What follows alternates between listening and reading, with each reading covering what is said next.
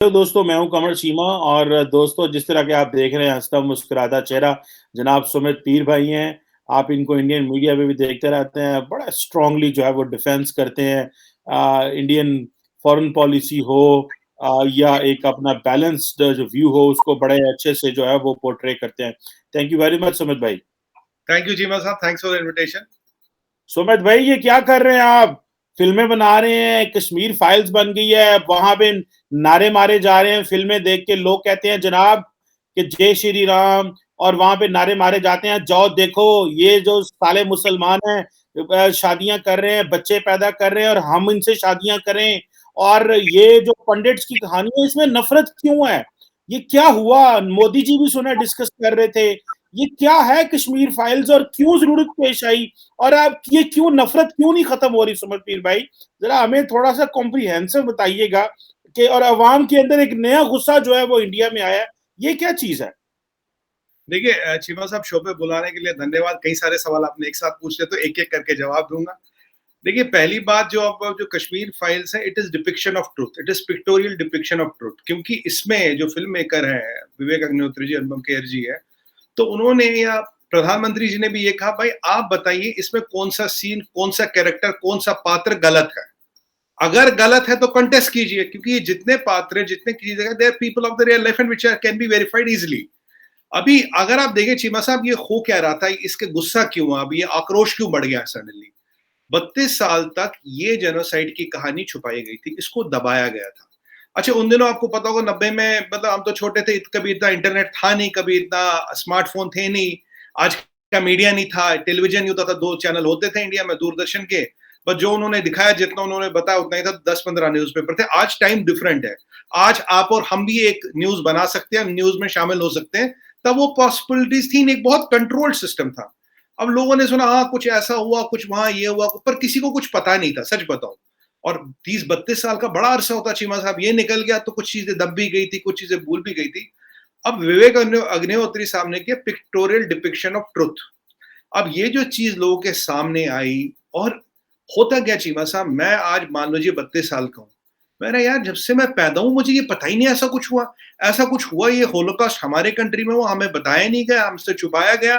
ये क्यों किया गया, इसके पीछे कारण क्या थे, इसके पीछे वजूहात क्या थे, गुस्सा इसलिए है। अब आपके दूसरी चीज का मैं जवाब दूं, आपने बोला जी कि कुछ एक आध पिक्चर हॉल में ऐसा सुनाई दिया।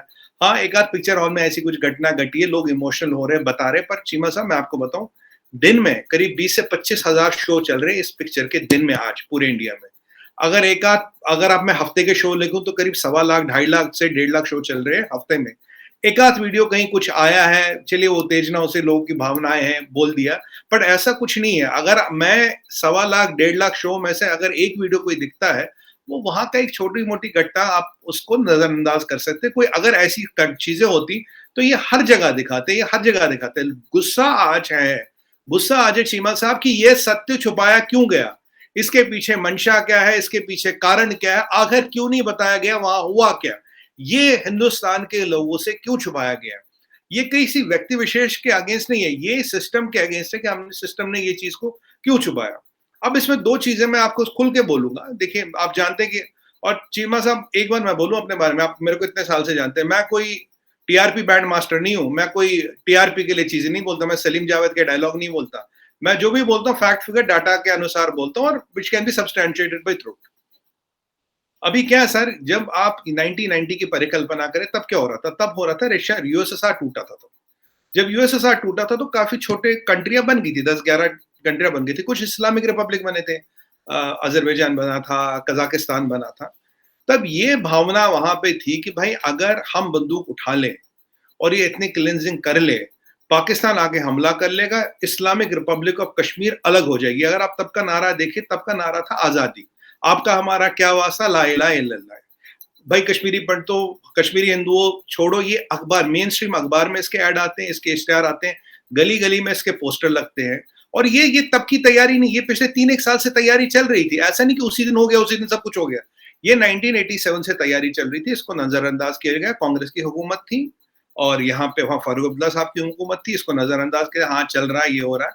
मैं अगर आपको डायरेक्ट बोलूं Cheema sahab, it was first step of Ghazwa Hind. गजवा हिंद का पहला स्टेप करके इसको करा गया, भाई ये पहला स्टेप कर लो, बाकी इंशाल्लाह आगे कर लेंगे। पर वो आगे हो नहीं पाया, आगे चीजें बढ़ नहीं पाई, आपने हमला किया नहीं। और ये मैं नहीं कह रहा हूँ, ये जो ड्रेडेड टेररिस्ट है, बिट्टा कराटे, ये जितने भी है, इन्होंने बोला हमें तो बोला था आप कर लो, बाकी पाकिस्तान हम हमला कर लेंगे और इंशाल्लाह आपको आजादी दिला देंगे। कह रहे यार पाकिस्तान ने हमला तो किया नहीं। ये मैं नहीं कह रहा चीमा साहब, कोट अनकोट ये टेररिस्ट कह रहे हैं, ये पब्लिक डोमेन में इंफॉर्मेशन है।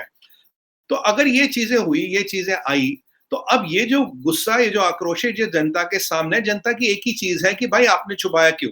और चीमा साहब, ये आपको एक बात बोलूं, जो सभ्यता, जो सिविलाइजेशन अपनी हिस्ट्री छुपाती है ना, there is no way you can ensure कि रिपीट ना हो। अगर आप बताओगे, इसको दिखाओगे, चाहे सत्य कितना ही कड़वा हो, कितना गलत हो, कितना ही कुछ हो, कितना ही कट्टू सत्य हो, जैसे हिंदी में कहते हैं, बोलने दीजिए, सामने लाने दीजिए।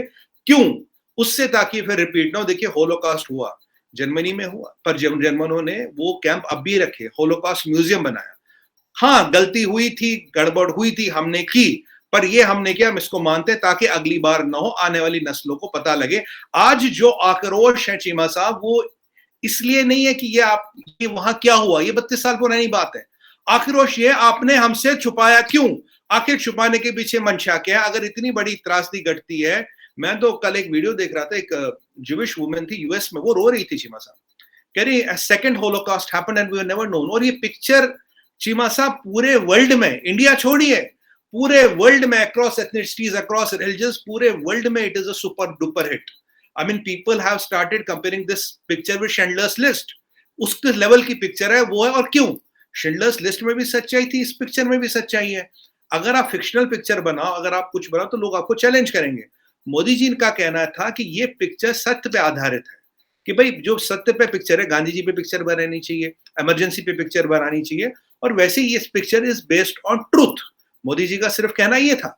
तो अब ये जो लोगों ने देखा, सच्चाई देखी, तो लोगों की भावनाएं उत्तेजित हो रही कि हमसे ये चीज क्यों छुपाई गई, कारण ये, ऐसी क्या राजनीतिक मजबूरी थी, ऐसी क्या पॉलिटिकल कंपल्शन से आपने ये झूठ छुपाया, 32 साल तक आपने हमें अंधेरे में और पर्दे में क्यों रखा? अगर ये नरसंहार हुआ तो बताया क्यों नहीं?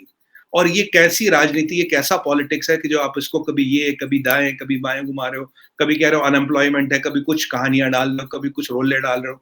तो बट अल्टीमेटली सच्चाई ये है चीमा साहब, truth has a billion ways of coming out. This is an English proverb, and truth has come out, and people are getting really, emotional, and they're getting really angry why this truth was kept away from us. Okay तो भाई ये तो एक बिल्कुल एक angle है। मैं समझता हूँ कि किसी के साथ भी ज्यादती हो, अगर कश्मीरी पंडिट्स के साथ ज्यादती हुई है तो उसको भी हाईलाइट करें, लेकिन अगर कश्मीरियों से साथ ज्यादती हुई है तो वो कौन हाईलाइट करेगा? क्योंकि इंडिया एक मेजॉरिटेरियन डेमोक्रेसी है, इंडिया एक ताकतवर मुल्क है, यहाँ पे राज है बीजेपी का। तो दैट डज नॉट मीन कि जो बाकी लोग हैं, जैसे फॉर एग्जांपल 1989 से लेके या पिछले कुछ अरसे से लेके जितने वहां पे कश्मीरियों के साथ जुल्म हो रहे हैं, उसको कौन हाईलाइट करेगा? उसको क्यों इसलिए हाईलाइट नहीं किया जा सकता क्योंकि इंडिया के अंदर एक मुस्लिम गवर्नमेंट नहीं है, या वहां उसको एक यूनियन टेरिटरी बना लिया जाता है। तो ये दोनों, जिसे वो आप पंख कहते हैं शायद, आई थिंक हिंदी का वर्ड है, ये दोनों एंगल सामने रखे ना। एक एंगल तो ये है कि जी पंडित्स के साथ जुल्म हुआ, अगर मुसलमानों ने डेलिबरेटली पंडित्स को निकाला और जुल्म किया और ये कहा कि भाई ये क्यों आप लोग यहाँ पे रह रहे हो और ये सिर्फ मुसलमानों के रहने का हक है, और नफरत में ये किया, और को एग्जिस्टेंस, और जो कि हमारा इस्लाम भी जिसको ये कहता है कि प्लूरलिज्म, को एग्जिस्टेंस, डायलॉग, इंगेज हो, मिल के रहें। आपकी सोच आपके साथ हो सकती है, लेकिन किसी को कास्ट, क्रीड, कलर, रिलीजन की बेस पे नफरत नहीं की जा सकती, किसी को मारा नहीं जा सकता। तो ये जो कश्मीर जो ये जो है, ये बताएं कि ये मुसलमानों के लिए क्यों नहीं बनती? वहां पे हजारों लोगों को जो है वो शहीद किया गया, कब्रें मिलती हैं, इतना कुछ। क्या इस तरह की मूवी बन के वो भी सामने आ सकती है, या क्या आप समझते हैं कि ये सच्चाई नहीं है? देखिए चीमा साहब, आपको इसको थोड़ा पर्सपेक्टिव में समझना पड़ेगा हमें इसे। आप देखिए वहां पे जो मुसलमान भी मारा है, डेफिनेटली मारा है, कोई उसमें डाउट नहीं है, पर कौन सा मुसलमान मारा? उसको मारने वाला भी मुसलमान था, बोला तू मुखबिर है भारत का, तू हिंदुस्तान, तू गद्दार है, हम तुझे मार रहे हैं। आज जो जेएंडके में आप पुलिस वाले को मार रहे हो, उसको मारने वाला भी दूसरा ही मुसलमान है, तो उसको क्यों मार रहे हो? क्योंकि भारत की वर्दी लगा रहे हो। आज आप एक आर्मी वाले को मारते हो जो मुसलमान है, उसको क्यों मार रहे हो? आप मारने वाला भी मुसलमान, मरने वाला भी मुसलमान।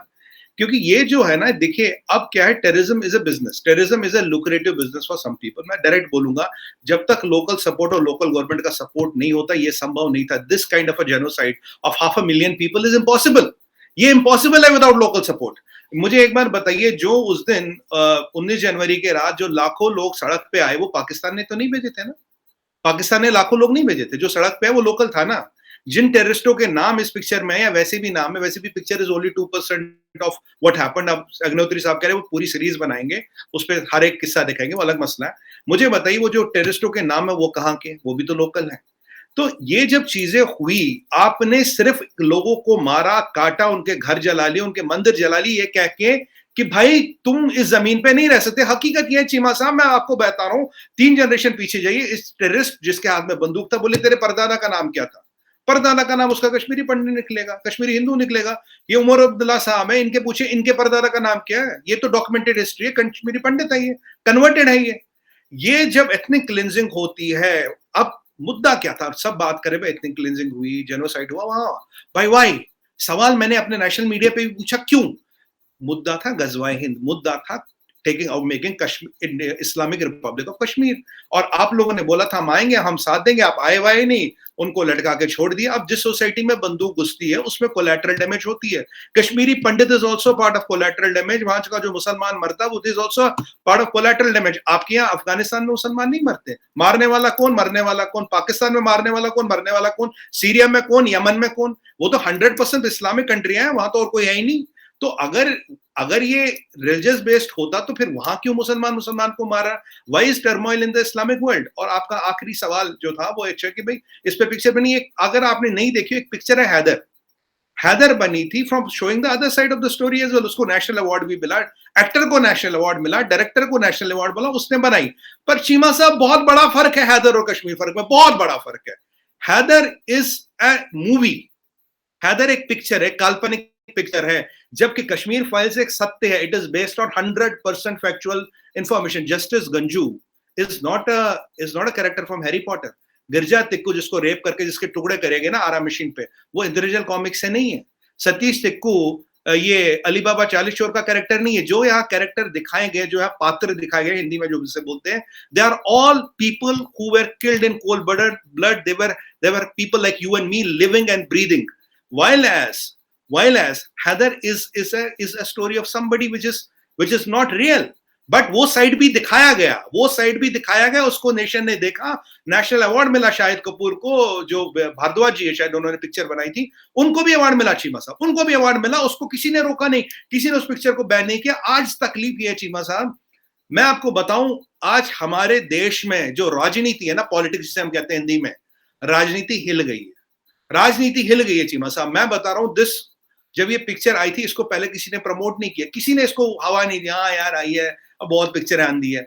आज हालत ये है, हर चैनल, हर टीवी चैनल, छोटा बड़ा, इनको ढूंढ रहा, भाई तुम एक इंटरव्यू दो, तुम्हें बताओ। आज अग्निहोत्री साहब ने ही बोला मैं तुमसे 2 महीने पहले कह रहा था यार हमारे बारे में भी थोड़ी बात करो, थोड़ा कुछ बताओ। कोई कवर करने को तैयार नहीं। अब when the picture has become a revolution, everybody wants to cover it, हर कोई इसके बारे में बात करना चाहता है। पर एक चीज है चीमा साहब, यहाँ कश्मीर फाइल्स भी बनी, यहाँ हैदर भी बनी, अवार्ड उसको भी मिलेगा, अवार्ड इसको मिल चुका है, इसको मिलेगा। ये सच है। ये तो both the sides of the spectrum are shown. But let me tell you one thing sir, violence has a collateral damage. और आखिरी चीज एक और बोलना चाहूंगा जो हमारे यहाँ भी कमी है, मैं एक बार बताऊं, जो हमारा वहां का मुसलमान समाज है, 32 साल हो गए, उन्हें भी एक इंट्रोस्पेक्टिव करने की जरूरत है। देखिए, मुसलमान केवल कश्मीर में नहीं रहता ना, वर्ल्ड की 2nd highest Muslim population India में रहती है, आपसे ज्यादा मुसलमान तो यहाँ रहते हैं। ये क्यों प्रॉब्लम हो रही है? यहाँ और पूरा इतना भारत बड़ा है, यहाँ मुसलमान ऐसा क्यों नहीं? यहाँ के मुसलमान के हाथ में बंदूक क्यों नहीं? यहाँ का मुसलमान ऐसा क्यों नहीं करता? दूसरी बात, अगर मुसलमानों से संबंधित समस्या होती तो पूरे भारत में होती, वहीं क्यों है? और एक और बात मैं बोलूं, इसके होते हुए कश्मीरी हिंदू ने, पंडित ने कभी बंदूक नहीं उठाई। Sir, there is a person with a pen and there is a person with a gun. A person with a pen has much more impact than a person with a gun. जब ये लोगों को समझ आएगा, जब ये चीजें खुल के आएगी, तो ये होगा गेम चेंजर। अभी एक इंट्रोस्पेक्टिव करने की जरूरत है, अभी एक समझाने की जरूरत है कि ये सब क्यों हो रहा है। Let this movie be the, at least कई बार कोई ऐसी घटनाएं होती है ना हमारे आसपास, जब हमारा दिलो दिमाग जो हिला देती है और हम सोचने में मजबूर होते हैं, आखिर ऐसा क्यों? Why the hell this is happening? तो ये this can be a moment of introspective. जी जी, बिल्कुल ठीक है। लेट्स सी, ये देखते हैं कि ये क्या होता है, क्या इससे नफ़रत फैलती है, क्योंकि एक बहुत बड़ा तबका जो है इंडिया के अंदर वो इसको गुस्से के तौर पे भी ले रहा है। और ज़ाहिर बात है मुसलमानों के अंदर भी एक चीज़ आ रही है कि भाई ये ऐसे लग रहा है जैसे ये वन साइडेड स्टोरी है। ठीक है, आप इसको एक्सप्लेन कर रहे हैं सुमित भाई, लेकिन जो लार्जर पिक्चर है मैं उसको भी देख रहा हूँ।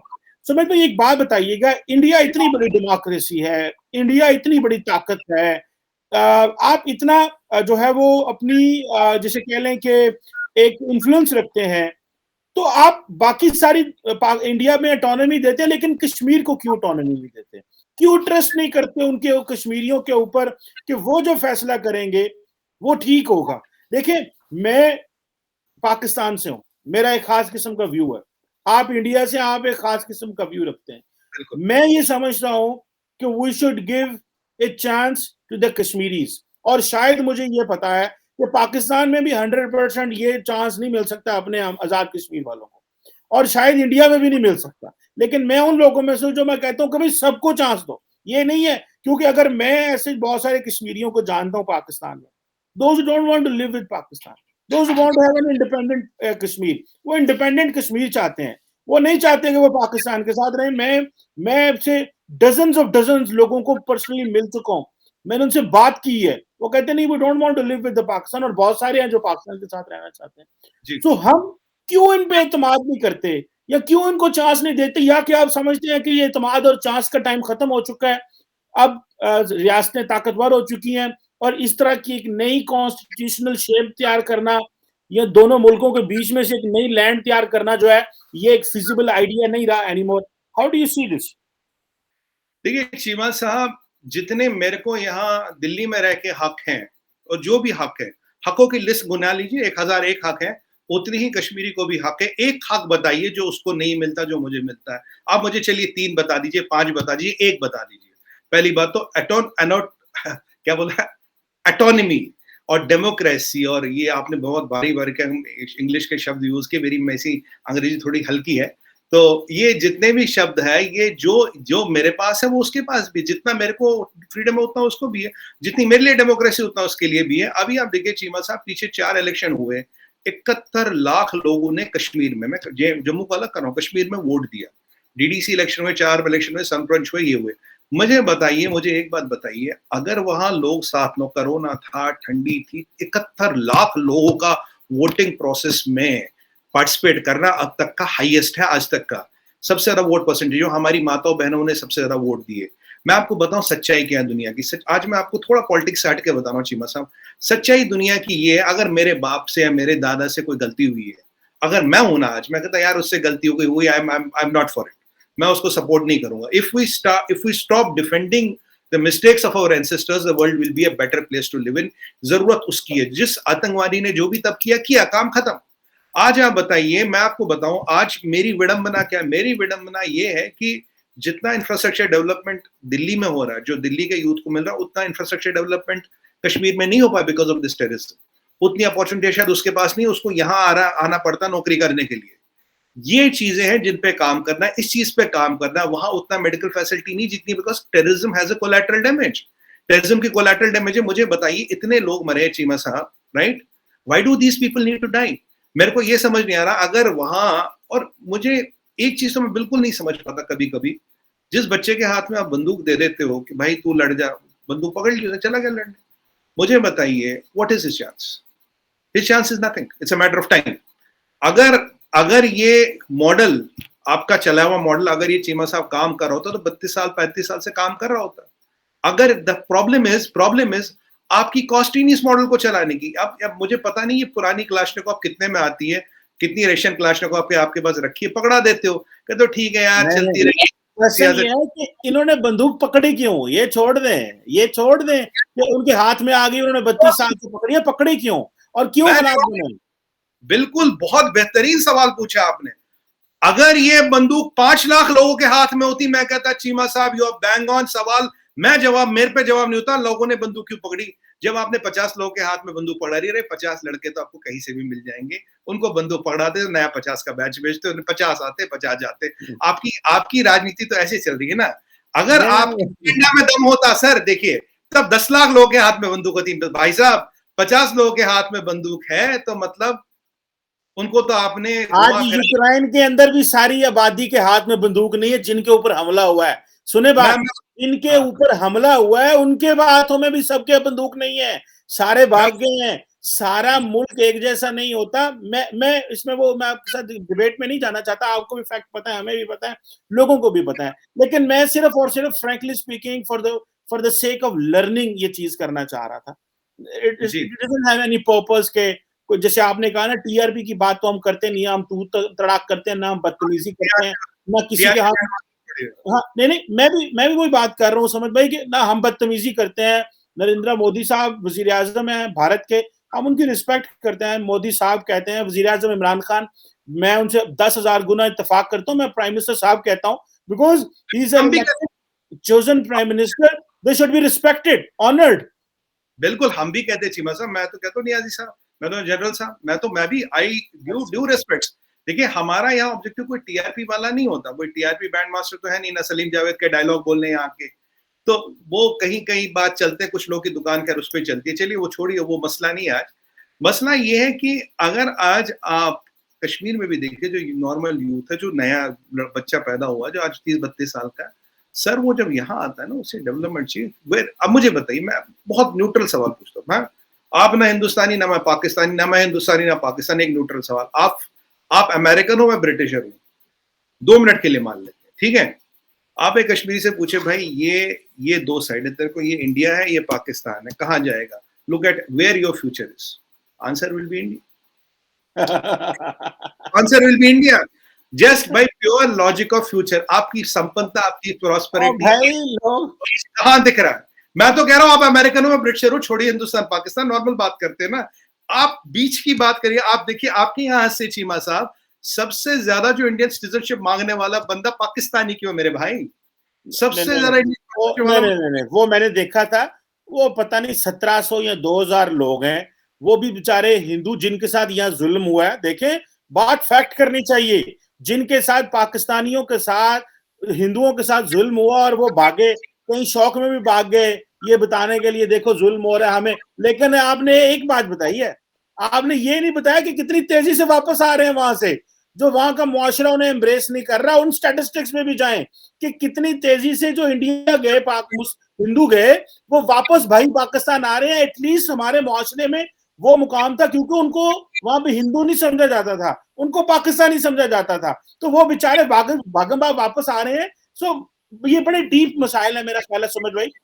बिल्कुल ये अच्छा टॉपिक है, इस पे कभी फैक्ट फिगर डाटा के साथ डिबेट करते हैं, अभी मेरे पास इसका डाटा है नहीं, तो अभी मैं इसमें इसलिए आपसे जवाब नहीं दूंगा, तो ये इस पे पूरा डिबेट करेंगे, पूरा मैं आपको डाटा के साथ जवाब दूंगा। बिल्कुल सही है। मैं ये कश्मीर फाइल के वाले से बात करना चाह रहा था कि ये एक पर्सपेक्टिव है, और मैं समझता हूँ जो फिल्म वाले हैं, कलाकार हैं, ये लोग हैं, इनको अच्छे टॉपिक सामने लेके आने चाहिए।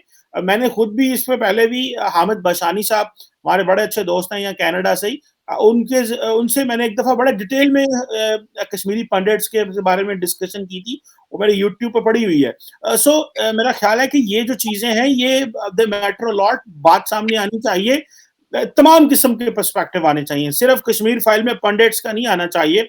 वहां पे जिस तरह आपने हैदर का कहा, और भी मुसलमानों के भी आने चाहिए, हिंदुओं के भी आने चाहिए।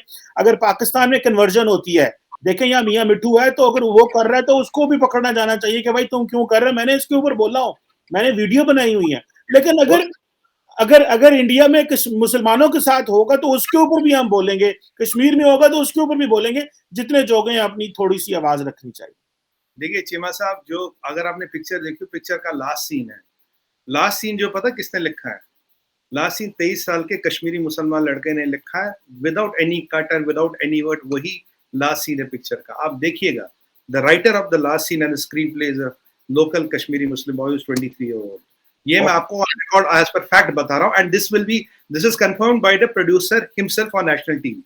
तो ऐसा नहीं है, मैंने कहा कश्मीर फाइल्स भी है, हैदर भी है, दोनों है सर, दोनों चलती हैं, दोनों पर। थैंक यू वेरी मच समझ पीर भाई, आपसे दोबारा बात होगी। मैंने कहा जरा इस पे आपके जो ज्ञान है वो थोड़े लें, और बहुत मेहरबानी। Thank you sir, thank you very much, नमस्कार।